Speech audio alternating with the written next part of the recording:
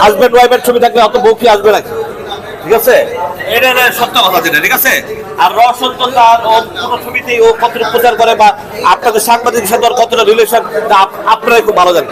অনেক সাংবাদিকরা কমপ্লেন করে, এবারও কমপ্লেন করছে যে ভাই আমি এমন একটা হিরো নিলেন যে আমাদের সাথে যোগাযোগই করে না, যে আমার সাথে কথাই বলে না, তো এদেরকে নিয়ে কতটা ফিউচার করা যায়?